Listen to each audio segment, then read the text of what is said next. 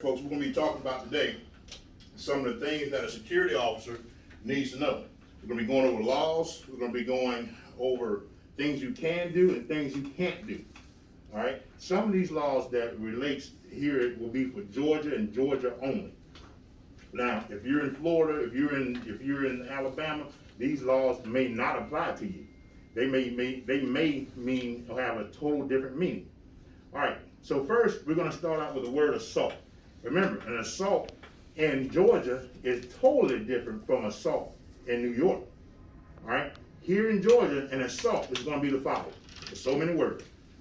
A threat of violence within close proximity to carry the threat out. Everybody got that? Mm-hmm. A threat of violence within close proximity to carry that threat out. In other words, folks, if someone's across the street and it says, hey, security, I'm going to kick your butt. Can he kick your butt from across the street? No. No, it's impossible. But if he puts himself within close proximity to carry that threat out and then verbalizing it, now you have what we call a crime. And that crime is an assault. It's a misdemeanor. It's a misdemeanor. Everybody understand that? Mm-hmm. Okay. Now, next definition we're going to talk about will be aggravated. Aggravated. And the definition is means enhancement from a misdemeanor to a felony. In other words, you made it worse than it already is, folks. Now, give me an example. You remember when we were little boys and girls, you had a cut and then you just play with that cut and mom and dad, you say, stop aggravating that cut. You're making it worse than it already is. Now, you can use an aggravated on, for an example, on assault. How can you make an assault, a threat of violence in close proximity, be enhanced from a misdemeanor to a felony? Anybody? Using a weapon. She's gonna know all these questions.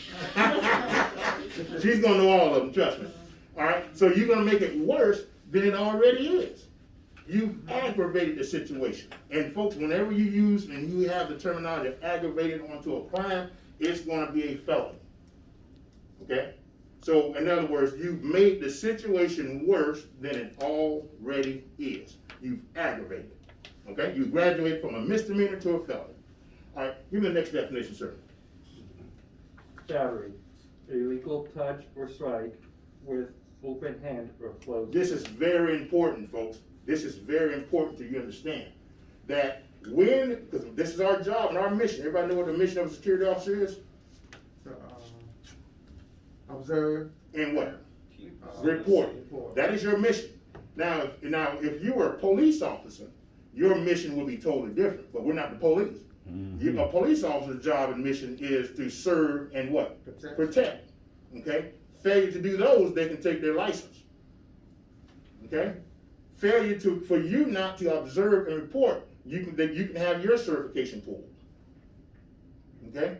So that's the only thing you're responsible for doing. Observe and report. That's all. As long as you can prove you did your mission, you can't get in trouble. Everybody got that? Mm-hmm. All right. So battery, illegal touch or strike. Okay, so since we're reporting, we're going to have to really ask the pertinent questions like, for example, you go up and you see two people fighting, all right? You break up the fight and you put it into your report. You're going to state something to the point where this individual struck this person with an open hand. In other words, that's like a slap, right? Okay? But if you use a closed fist, that may cause disfigurement. Really bad bleeding, bruising, knocked out tooth, he's knocked out, broken bone, broken ribs. Now you made that regular illegal touch or strike worse than it already is. Now what are we going to call that type of battery? Simple battery. Nope. Simple battery is like touching somebody without permission. Assault battery. No. Say again? Aggravated. You broke the guy's rib. You enhanced it. You made that regular illegal touch or strike worse than it already is. You basically went from a misdemeanor to a felony. Now, when you open hand slap that person, that's a misdemeanor. That's called simple battery. Okay? But when you knock the man's teeth out and you knock him out too, all right, he's unconscious. You made that battery worse. Am I right? Mm-hmm. Yes, sir. Nah, I done seen somebody get smacked to sleep. Now, if that's happened, would that still be a misdemeanor? That's a great question. As a security officer, your job is to indicate how, because let me tell you who's going to be reading your report. your district attorney, and you say someone is not slapped to sleep, that's gonna be very hard to slap somebody and knock them to sleep with an open hand, all right? All right, so we're looking for truthness. It's generally with what? See the word? Yeah. Closed fist. Yeah. Closed fist is generally gonna bring more harm to a person. Okay, I get what you All right, so that's very, very important that you ask and you ascertain, meaning gather information, the proper way how that crime occurred. If when in all the scenarios we're gonna have in this class, you're gonna have, when it says battery, all I wanna hear, open hand, closed fist. You gotta indicate. You gotta ask the question, sir, how were you hit? Oh man, she slapped me. Okay, that's an open hand. Okay, so that's very important. Any questions on that? All right, next one, sir. Sir? Burglary, breaking and entering with intent to steal. All right, now this is a very interesting one. Very interesting. Now, as a security officer, let's give an example. You're working at a hotel, and this individual, one of the housemaids says that, hey, security, somebody's inside this room and no one's supposed to be in here. You as a security officer, you want to go and investigate and observe whatever she's talking about, and you see a homeless guy inside there. All right, you wake him up. Hey, what are you doing here? Oh, it was cold outside and the door was open. I just came in and went to sleep. Did he commit burglary? Mm-mm. Wait, did he? Yeah, he I did, think so. because he went in there without anybody's permission or anybody knowing, so there was. What's the? Well, you said no. Why'd you say no? That's stem from a personal thing. Okay. Who says he committed burglary? I did. Who says he did not commit burglary? Why? I say he Because knew. there was no intent to steal. There we go. Folks, he had no intentions of stealing. See, I'm gonna give you an example. This is very important that, yes ma'am. Okay, you said that he ain't had no intent to steal, but it's still somebody, it's still private property, right? That's Yes, trespassing. well, we're gonna talk about that next. Should he be charged with criminal trespassing? I think that's Mhm. the crime that he's. Wouldn't that be more likely? Because that man was just cold. Cold. I'm glad Georgia does make some sense with this law. Mhm. He was just cold. He's trespassing. Okay? But as far as a burglary, going to jail, prison for 5 years for that? No. Now, however, this is when it can change. While you saw him with what we call burglary tools. You saw him with a ice pick. You see him with a Slim Jim. Okay, now you got the burglary tools. That is a tool of a thief. Yes, that's gonna be pretty much I'll put that in my report. Yeah, he intended. So that's what I was thinking when I said, yes, how did he get in here? The door was open. Gotcha. The door was open. Okay. This is very important. I want you to understand. That man shouldn't go to prison for 5 years because the door is open. He's cold. Right. Georgia did make some sense with that law. All right. But if he had the intent to steal, you better believe it. He need to go to prison for 5 years. Okay, this is very important to understand these laws. Okay. All right. Here's another one. Let's say, for example, God forbid, you got a shed behind your house, and all of a sudden you just walk back there and you open the shed door and you see somebody there sleeping. What should he be charged with? Burglary or trespass? Trespass. There we go. Everybody understand that? Mhm. There's a difference. There's a major difference, and we're going to understand that today. All right. Just let me know when we get to 20 minutes, okay? Okay. Or 25 minutes. All right, so now, next one, misdemeanor. Misdemeanor crime punishable in jail up to 365 days. That's right. Folks, here in America, let me give you this old spiel here. Here in America, we believe it is inhumane for a man or woman, or boy or girl, to be inside a room like this with 9 other people for more than 365 days. It's inhumane. All right? They need to go to the big house, prison, if you're going to be confined for that long of a time in a small area. They need to go to the big house where they can stretch out and learn other crimes, right? That was a joke. That was a joke. All right, so remember, misdemeanor is a crime that is punishable no more than 365 days in a jail. All right, give me the next definition. Felony, crime punishable in prison more than 365 days. In a where? Prison. In a prison. You do more. Now, if that judge tells you, all right, Mr. John, I hereby sentence you 364 days confinement. Where is he gonna serve his time? Jail. In jail. In jail. Okay? Now, if he says, Mr. Johnny, I'm gonna hereby sentence you to 365 days and 1 month, where you gotta go? Prison. You going to DOC. Okay? Everybody understand that how it goes? No. Let's talk about it. What's, go ahead. Say it again. Okay. 300, a misdemeanor is a crime punishable. You can't do more than 365 days in that small cell. Misdemeanor. Okay? A felony is that you can do more than 365 days, not in that small cell, but at the big house. Okay. You understand where I'm coming from? You're going to prison, they'll call it. All right, you're going there. So you're going to spend more than 365 days where you can stretch out and, like I say, I just, see what you're saying. all right? So that's the way this system is designed.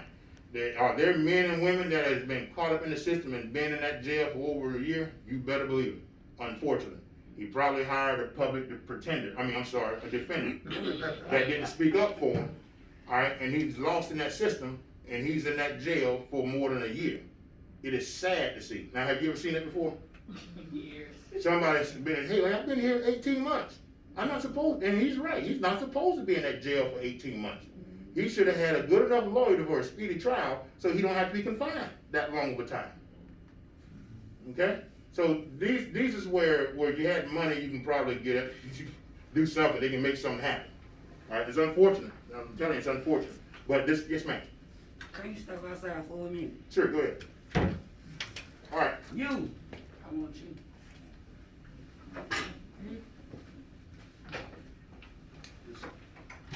Back on this. All right, so we talk about felony. Now, ma'am, robbery, Oh, robbery, theft by force. death by force. Now, this is a good one. This is a good one. Now, folks, when I was a law enforcement officer, I got so mad.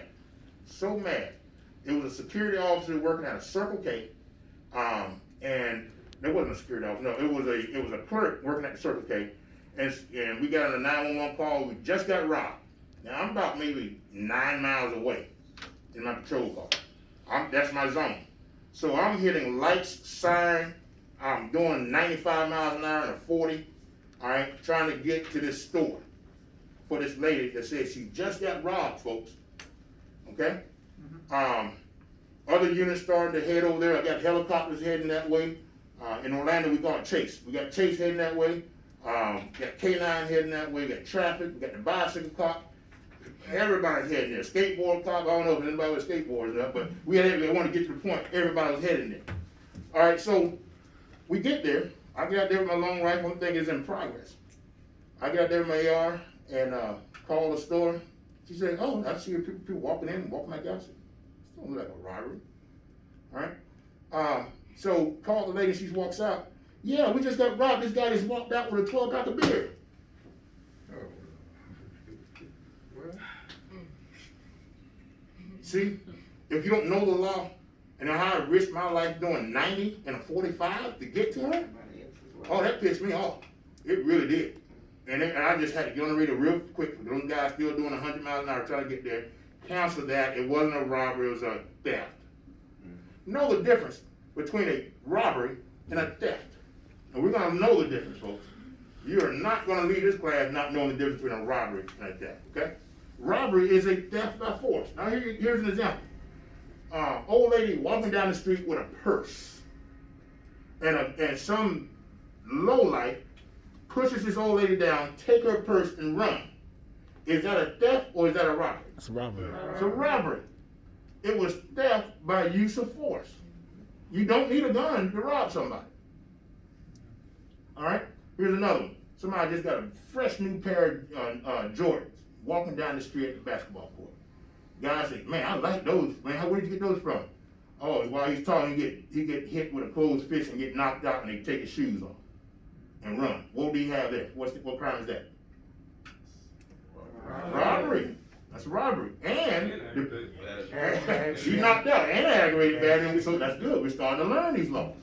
Okay? But there's one more crime. We're going to talk about it in a second. Theft. Theft. Go ahead. What is theft, sir? Oh, theft, stealing under 500 value. That in Georgia, you need to know the value of what's going to make it from a misdemeanor to a felony, and that's the value of the item or the service. Let me say the item or the service. You can commit theft of services. Remember the old cable man, and back in the hood, when somebody wanted the cable man, get that free cable. Some of y'all may not know about it. This on what I heard, right? It wasn't me, I know. but you get that free cable service. All right, you've been getting it for over, let's say, 5 months, and they found out. Well, your cable should have been, let's say, $40 a month for 5 months. How much is that? Oh, man. $200. So that'll be misdemeanor theft of services. Okay, here's another one. You're supposed to pay your yard man $80 when cutting your yard. Now, I ain't paying you nothing, man. I said, man, I just cut your yard. Where's my money? All right. You're committing theft upon that man because he provided a service. You can go to jail for that. No, Oh, you better believe it. Y'all should allow us to beat the man up. Yeah, and you don't want to do that. Those most of the yard guys, they probably will cut you. That was a joke. All right. So, but there's the theft of services and there's theft of goods. Now, here's another example. You're working at Walmart and you catch someone stealing. Okay. You catch someone stealing. Now, this is very important. This is where I want to make sure to run home about loss prevention. And if you were to work loss prevention, all right, this is very important here. This is a register, exit, let's say customer service desk. There is what we call a imaginary line called a last point of sale. That's the exit. Folks, when we're talking about loss prevention, if a man or woman pass this item and if I stop them right here, there's no doubt in my criminal justice mind, he was not going to pay for the item. Because why? There's no point of sale past that. All right. Everybody understand that? There's no register past that. So this is where I can do a stop, right here. I can't stop her inside the store. Because she said, no, I just don't want to. And folks, let's be honest. Some of your wives, girlfriend, moms, they bring their big bags and put the meat in there and all that stuff. Back in the days, we used to just stop right there and you're in the rest with theft. You concealed the item. It's more than just concealment now. You got to pass the last point of what? Sale. You got to pass the last point of sale before you stop that man or woman. Okay? Everybody understand that? All right, I'm gonna make sure you run this home. This is yours here. You saw someone steal. I want you, now this is only him. I want you to tell me you saw this person put some sunglasses right here in the jacket. Okay. He's walking around the store and you're watching. Tell me when you can stop him. All right, dog. Tell me when you can stop him. Stop. You stop him right there. All right. Now, at this point in time, you need to ascertain how much was that item, those sunglasses that he stole. Okay? And he tells you it was $499.50. That's not including tax. Should he be charged with misdemeanor theft or grand theft, which is more than $500? You said it was $499. $99.50. It's a theft. Theft. Okay, misdemeanor theft. Can we add sales tax on it? To bring it up? No, we can't. We cannot add sales tax. What? That another $18 or so to bring it over that threshold of felony. We can't do that. Right. You can't add rebates and all that kind of stuff to get over that threshold. Any questions with that? Now, years ago, our industry had changed. Everybody know about the red box, right? Mm-hmm. And when you used to get the movies and everything? Well, the red box used to be here. All right? That's the big R. Red box used to be here. And we as security were stopping people right here. But their defense was, when they go to court, hey, that wasn't the last point of sale. And you know what? They're right. So security companies got tired of paying these $40,000 here $30,000 here, $20,000 here.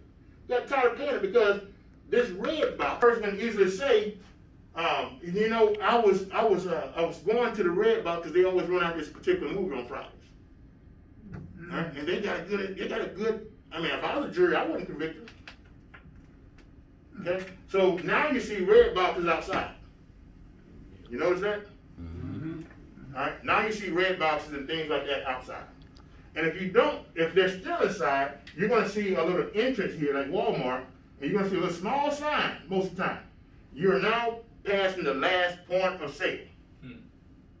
It's legal and it's in a conspicuous manner where you know if you go past that thing there, there's no doubt in anybody's mind you wasn't gonna pay for it. Okay? So when you see the red box outside the store, that's the reason why our industry we just got tired of paying that money. Okay? Any questions so far? Yeah, I worked at Lowe's as a department manager and for the loss prevention guy that we had on staff. Once they passed that last point of sale and he asked them to stop and they don't stop, he was directed like not to touch them. He had to let them. We're gonna talk about that because the laws have changed here in Georgia in July with the Ahmaud Arbery case in Brunswick, Georgia. The laws has changed because when you as a security officer stop that person and they're no longer free to go, he's under what we call citizen's arrest. Okay? All right, a citizen's arrest, the law changed in the state, but it does not affect security. It affects anybody else that's not security, that's on duty. Now, just going back to the case where our governor, he signed the bill in the law when that young man that was walking this neighborhood in Brunswick, Georgia, and then 3 other people got in a truck. One got on top of the bed of the truck and was hunting them down with a shotgun. Then when they located him, they shot him.